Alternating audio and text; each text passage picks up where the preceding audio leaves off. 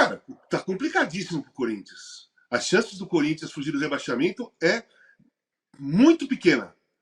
São mínimas. A cada rodada você vai vendo que a situação fica pior. Por quê?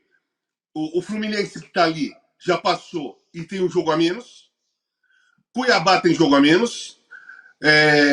Criciúma jogo a menos. Grêmio jogo a menos. Inter muitos jogos a menos. Eu estou falando daquela regiãozinha ali que está ali. Então o Corinthians está na zona de rebaixamento com um monte de times que estão ali naquela região com jogos a menos. Aí você fala para mim, pô, mas como que foi o jogo hoje? Eu falei assim, ó, o primeiro tempo foi ruim para os dois lados. O segundo tempo, o Corinthians jogou melhor a maior parte do tempo. Só que o melhor do Corinthians, o futebol bom do Corinthians, não é suficiente para vencer partidas com times de cima da tabela. Ele não consegue. Falta qualidade, gente. Falta qualidade. O Corinthians jogou bem hoje, por quê? Pela escalação, pelo esquema tático e pelo entrosamento que o time vai pegando. E você tem um jogador genial ali, tem mesmo, que é o Garro. O Garro desequilibra. Eu penso o Garro num grande time, né? O Garro jogando com a camisa 10 num time top, pô, ele vai ser um grande jogador. Aí você tem o time não faz gol. Falta qualidade no ataque. Nós temos um centroavante que é o Pedro Raul. Gente, por favor, assim, sinceramente, o Pedro Raul, ele entra na lista das contratações mais absurdas que o Corinthians já fez desde quando eu comecei a acompanhar o campeonato. São várias, tá? De 70 para cá, são várias. Mas o Pedro Raul tá nesse meio aí. O cara, ele não domina uma bola, ele não consegue finalizar, ele chega atrasado, ele não consegue fazer o movimento certo, que aquela bola que cruzaram era só chegar chapando. A bola vai para chapando, ela vai para cá. Tentando chutar, ela vai para cima, né? Falta de fundamentos. Aí entra o Alberto, melhora muito. Porque o Alberto, ele é voluntarioso, ele se entrega, ele chama a jogada para o cara que está com a bola, né? Ele se movimenta bem, mas aí não sabe finalizar, gente. Aí não sabe finalizar.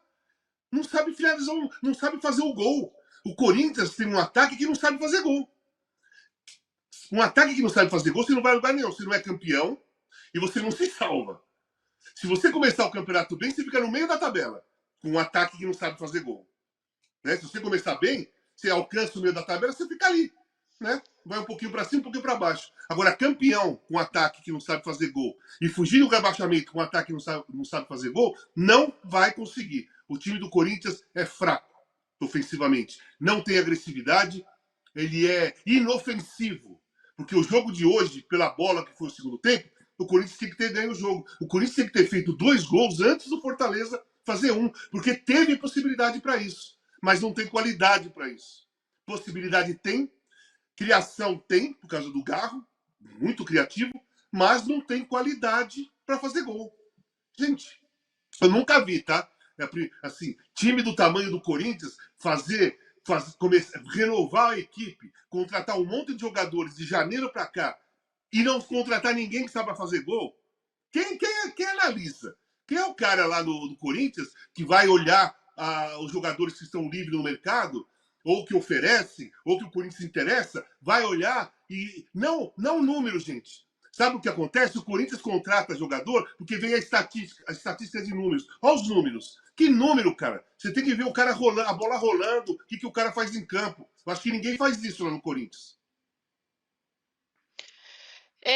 Tá complicado, né, Mili? Quando a gente olha, assim, vamos falar sobre esse ataque do Corinthians, que de fato teve muitas chances ali no segundo tempo, mas acabou perdendo muitas oportunidades. Essa questão da qualidade técnica parece cada vez mais gritante, porque sai um, entra outro e ninguém consegue resolver a situação. Hoje o Corinthians tem o 3º pior ataque do Campeonato Brasileiro, hein? Ou seja, um desempenho muito abaixo do esperado.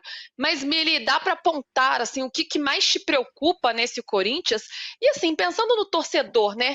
O torcedor vai se apegar a quê neste momento para acreditar que esse time vai se salvar de um possível rebaixamento? Oi, boa noite primeiro, né, Luísa, Casão. Boa noite, né, Mili? O negócio já chega quente aqui, a gente não dá nem boa noite. Mas antes de começar, estávamos aqui falando em off, então eu dei boa noite para a Mili, tá, gente? Para vocês não me acharem mal educada por aqui. Então, é que eu sempre esqueço, Luísa, de dar boa noite. Então, eu estou dando boa noite para quem está aqui com a gente. É um prazer estar aqui.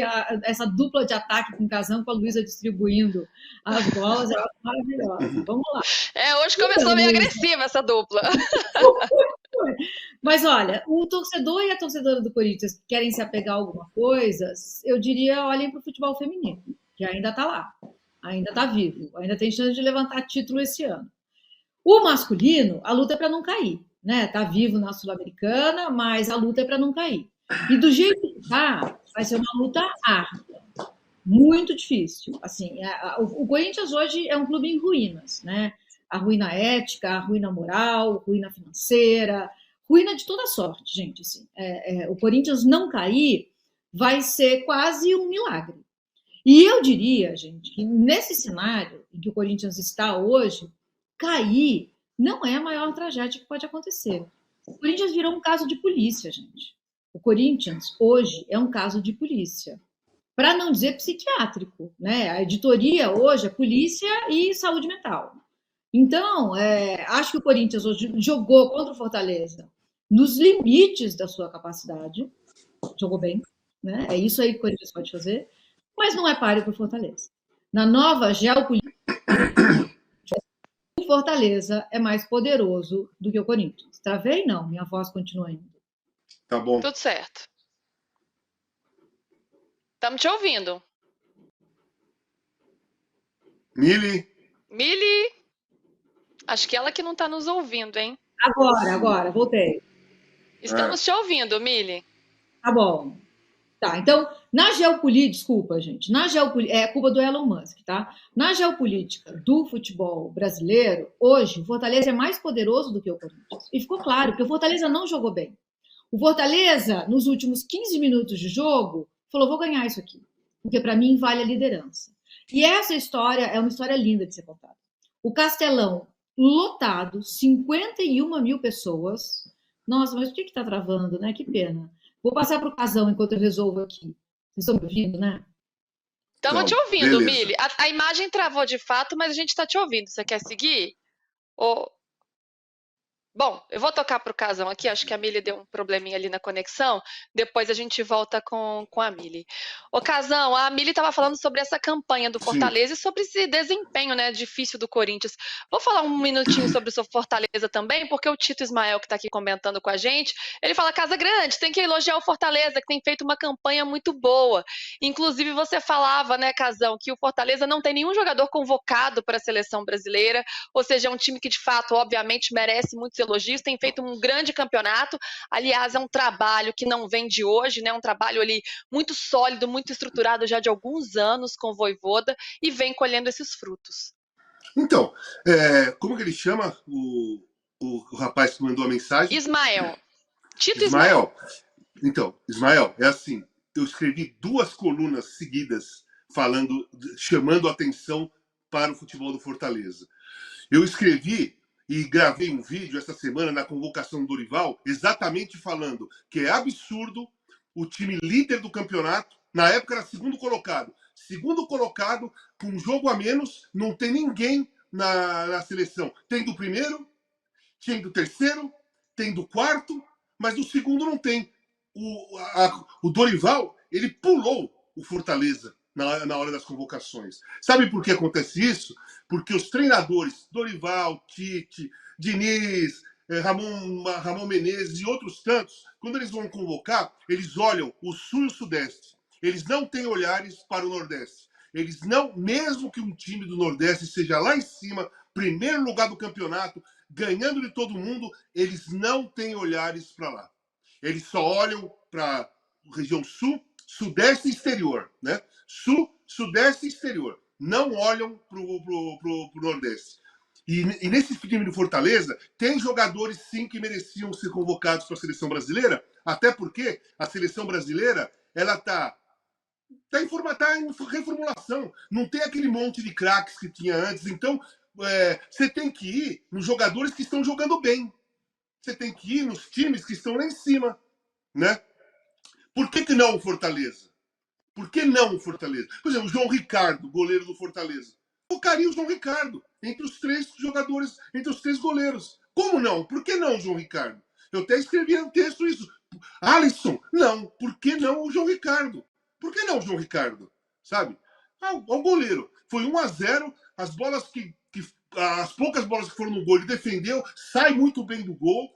Por que não o João Ricardo? Enfim, tem outros jogadores lá no Fortaleza. Eu dei exemplo do goleiro porque eu acho que o goleiro merecia mesmo.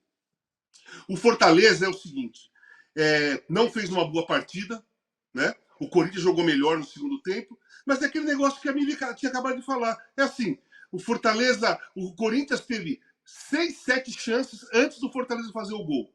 Tropeçaram na bola, erraram o chute, caíram de costa, caíram de boca, se jogaram e chutaram a bola para fora, fizeram de tudo para não fazer o gol. Mas o time que está lutando pelo título tem uma chance e vai lá e faz. A primeira chance real do Fortaleza ele fez. Depois é que ele teve outras chances. Que aí o Souza fez uma grande defesa no chute do Kaiser. Podia ter feito o gol ali. Ele foi cabecear a bola, o jogador não foi inteligente, tocou para frente, deixou o cara impedido. Enfim, depois que fez o gol, poderia ter feito 2-3. Mas antes, não. Antes o Corinthians teve chance. O Fortaleza foi lá e fez o gol. E o Fortaleza vai lutar pelo título, gente. O Fortaleza vai lutar pelo título de igual para igual com os outros que estão jogando. Eu não tenho dúvida. É a 5ª rodada do segundo turno já? Para quem fez todos os jogos? O Fortaleza Isso, são essa 4. é a 24ª rodada agora, então é a 5ª rodada do segundo turno. Tá, então o Fortaleza é um jogo a menos, né? É a 25ª rodada. O Fortaleza alcançou a liderança na 25ª rodada, gente. Não é na 10ª rodada, na 6ª Estamos na rodada. 24ª, na verdade, Casão, só corrigindo aqui. Tá, Estamos finalizando agora a 24ª rodada. É isso. Então, ele assumiu a liderança num momento que os times que assumem a liderança vão brigar pelo título. É só olhar os campeonatos para trás aí. 24ª rodada, 25ª, você já está definindo quem vai lutar pelo título. O próprio Fortaleza, em outros campeonatos, ficou lá em cima o tempo todo. Na 25ª rodada, começa a perder, tropeçar e vai caindo, pega quinto, pega sexto, pega sétimo. Fortaleza, Bragantino, não é assim? Não foi? O Fortaleza não está sendo assim nos últimos anos? Não, esse ano não. Esse ano o Fortaleza assumiu a liderança na 24ª rodada. E eu acredito que o Fortaleza tem muitas chances de ganhar o título esse ano. Muitas. De verdade.